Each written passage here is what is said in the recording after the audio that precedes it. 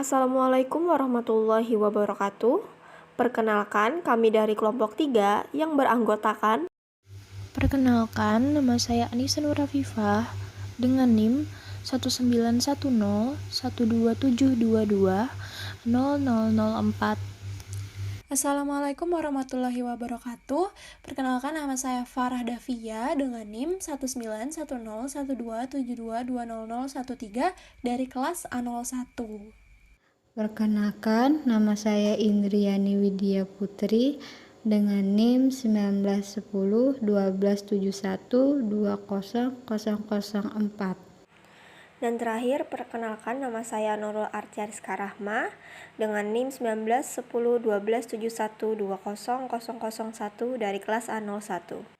Nah, pada kesempatan kali ini kami akan mempresentasikan hasil kerja kami yang berjudul menganalisis tantangan profesionalisme guru SLB atau GPK di sekolah inklusi. Tanpa berlama-lama, selamat menyaksikan. Pada materi yang pertama, kita akan membahas mengenai tantangan profesionalisme guru sekolah luar biasa atau guru SLB dalam pengembangan media pembelajaran. Seperti yang telah kita ketahui bahwa dalam melakukan pekerjaannya, seorang guru, baik guru umum atau guru pendidikan khusus atau guru sekolah luar biasa, perlu mengedepankan rasa ikhlas dan sabar. Kesabaran dan keikhlasan tersebut adalah sebuah tantangan tersendiri bagi guru pendidikan khusus. Karena untuk menjadi seorang guru SLB atau guru sekolah luar biasa yang profesional membutuhkan proses yang panjang, tidak serta-merta terjadi begitu saja. Ada banyak sekali tantangan dan permasalahan yang akan ditemui untuk mencapai profesionalisme kerja. Maka dari itu, seorang guru sekolah luar biasa yang profesional diharapkan dapat memiliki kepribadian yang kuat, seperti bertanggung jawab terhadap tugasnya, selalu berpositive thinking, selalu mengedepankan untuk mengoptimalkan potensi yang dimiliki anak berkebutuhan khusus, menjaga kepercayaan, dan mengedepankan selalu rasa sabar dan ikhlas. Terdapat tantangan ataupun masalah potensial dalam upaya peningkatan keprofesian seorang guru sekolah luar biasa dalam menunjang proses pembelajaran menggunakan media pembelajaran. Seperti yang dikatakan Depdiknas pada tahun 2003, yaitu istilah media berasal dari bahasa Latin yang merupakan bentuk jamak dari medium yang secara harfiah berarti perantara atau pengantar. Media merupakan salah satu komponen dalam sistem pendidikan yang mempunyai fungsi sebagai sarana komunikasi nonverbal. Sebagai salah satu komponen sistem, berarti media mutlak harus ada atau harus dimanfaatkan di dalam setiap pembelajaran. Dikatakan demikian sebab jika salah satu komponen itu tidak ada, maka nantinya hasil yang diperoleh tidak akan maksimal. Terkait dengan hal itu, Carpenter dan Dale dalam Dharma 1983 menyatakan bahwa belajar memerlukan partisipasi dan latihan. Belajar pada dasarnya melakukan aktivitas, maka dalam proses pembelajaran, para siswa perlu banyak berpartisipasi. Partisipasi siswa tersebut dapat dilakukan dengan jalan mendengarkan, melihat, menulis, merasakan, dan memikirkan. Terkait hal tersebut juga Carpenter dan Dale mengemukakan betapa pentingnya media pembelajaran dalam proses belajar para siswa, terlebih untuk peserta didik berkebutuhan khusus. Adanya media pembelajaran dalam penyampaian materi dalam kelas akan menambah minat siswa dalam belajar dan membantu siswa untuk memahami materi pelajaran dengan lebih baik. Tetapi tentunya dalam pengembangan media pembelajaran memiliki tantangan yang harus dihadapi, terlebih bagi guru yang akan mengembangkan media pembelajaran tersebut. Tantangan yang biasanya menjadi suatu hambatan seorang guru sekolah luar biasa dalam mengembangkan media pembelajaran adalah sebagai berikut. Yang pertama, kurangnya fasilitas sarana dan prasarana yang memadai untuk mengembangkan suatu media pembelajaran bagi anak berkebutuhan khusus. Yang kedua, harus menyesuaikan media pembelajaran tersebut dengan hambatan apa yang dimiliki peserta didik berkebutuhan khusus. Misalnya, seperti apa media untuk anak hambatan intelektual, atau seperti apa media untuk anak hambatan pendengaran, karena pasti dapat berbeda dengan media untuk anak dengan hambatan lainnya.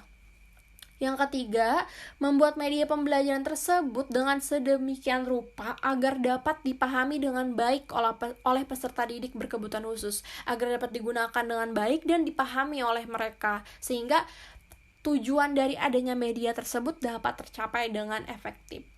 Yang keempat, yaitu guru sekolah luar biasa yang profesional dituntut untuk mampu berpikir inovatif dan kreatif dalam mengembangkan media pembelajaran bagi anak berkebutuhan khusus. Itu saja materi yang pertama, selanjutnya akan dijelaskan oleh teman saya. Baik, yang selanjutnya yaitu pembahasan tentang tantangan profesionalisme guru SLB dalam penjaminan mutu pendidikan. Berbicara tentang profesionalisme guru, tentunya berhubungan dengan kompetensi yang dimiliki oleh guru SLB sebagaimana tenaga pendidik, yang harus memiliki kemampuan pedagogik, emosional, serta kemampuan sosial dalam menghadapi anak berkebutuhan khusus. Guru SLB juga diharapkan mampu menjadi tenaga pendidik yang profesional. Seperti yang teramanat pada Undang-Undang Nomor 14 Tahun 2005 tentang guru dan dosen yang berbunyi, guru merupakan bagian dari sebuah profesi dan dituntut untuk dapat profesional. Memberikan pendidikan yang berkualitas untuk semua anak atau bermutu untuk semua anak, terutama bagi anak-anak berkebutuhan khusus, merupakan tantangan yang sangat berat. Hal itu terkait dengan semua komponen-komponen pembelajaran bagi anak berkebutuhan khusus yang benar-benar harus dipersiapkan dengan baik, terutama komponen guru sebagai tiang utama dalam keberhasilan mutu. Permasalahan mutu pendidikan berkaitan erat dengan ketersediaan akses pada semua jenjang pendidikan, yang mana kondisi di Indonesia masih belum merata terutama di daerah pedesaan yang masih rendah bila dibandingkan dengan di kota. Solusi yang dapat ditawarkan untuk meningkatkan mutu pendidikan yaitu diantaranya, yang pertama, diadakannya seleksi yang ketat untuk penerimaan mahasiswa sebagai calon pendidik. Yang kedua, pengembangan keterampilan tenaga pendidik melalui pelatihan-pelatihan. Yang ketiga, penyempurnaan kurikulum. Yang keempat, pengembangan sarana dan prasarana yang dapat menciptakan suasana belajar yang nyaman. Yang kelima, penyempurnaan administrasi sekolah sehingga dapat efisiensi anggaran. Dan juga yang keenam, pengorganisasian dalam rangka untuk menjaga kualitas penyelenggara pendidikan perlu ditetapkan dengan didukung oleh lembaga yang sudah diberi wewenang dalam menjamin mutu. Baik, di sini saya akan melanjutkan menjelaskan tentang tantangan profesional GPK atau yang disebut dengan guru pembimbing khusus dalam pengembangan media pembelajaran di sekolah inklusi. Media pembelajaran merupakan bagian dari sumber belajar yang merupakan kombinasi antara perangkat lunak atau bahan belajar dan perangkat keras atau alat belajar. Secara umum, manfaat media dalam proses pembelajaran adalah memperlancar interaksi antara guru dan siswa sehingga kegiatan pembelajaran akan lebih efektif dan efisien. Penggunaan media dalam proses pembelajaran dapat berimplikasi pada 3 hal, antara lain pada diri guru, pada diri siswa, dan pada proses pembelajaran di ruang kelas. Problema pelaksanaan pendidikan inklusif masih mengemuka. Data dalam laporan studi kelayakan pengembangan media yang dilakukan di Balai Pengembangan Media Televisi Pendidikan dan Kebudayaan menunjukkan pelatihan peningkatan sumber daya pada sekolah inklusi masih fokus pada guru pembimbing khusus. Salah satu usaha dalam mengatasi permasalahan kompetensi guru sekolah dasar inklusi maupun GPK atau guru pembimbing khusus adalah dengan pengembangan model media video. Model media video ini nanti dimanfaatkan dalam pelatihan peningkatan kompetensi guru sekolah dasar inklusi.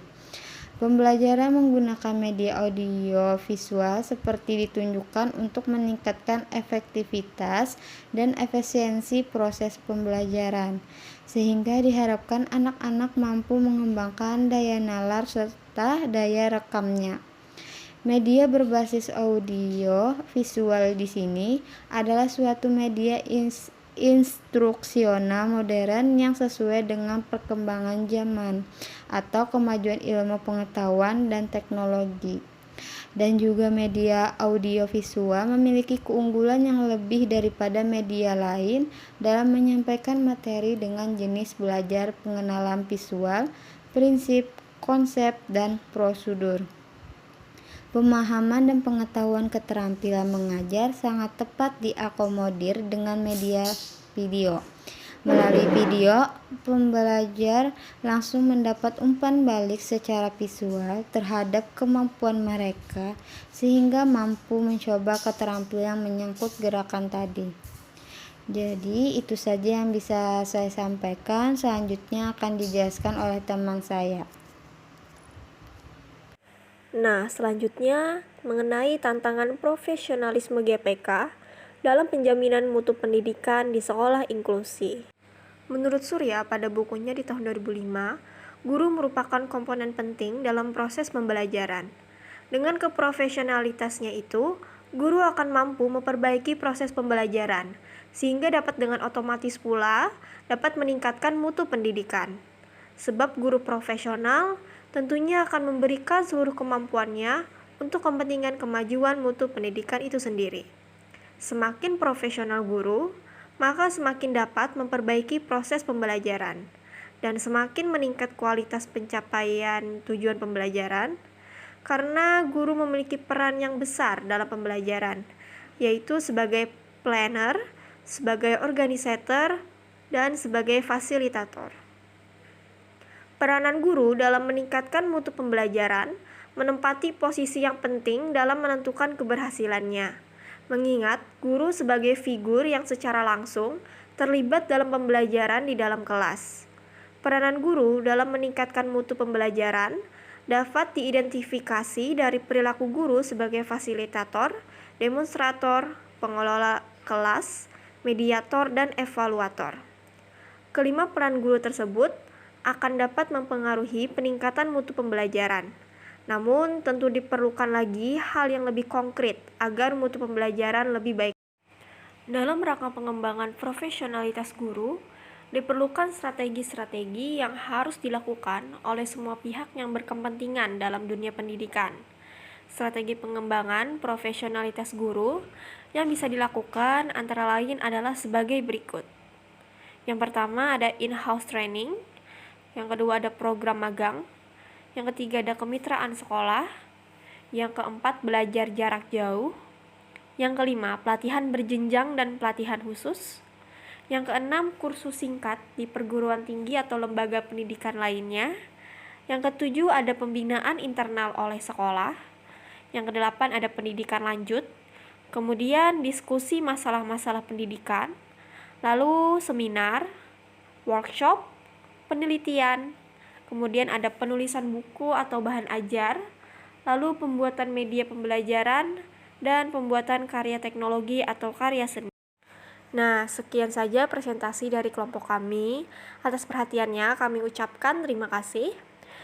Dan kami selaku dari kelompok 3 mengucapkan selamat menunaikan ibadah puasa. Saya akhiri. Wassalamualaikum warahmatullahi wabarakatuh.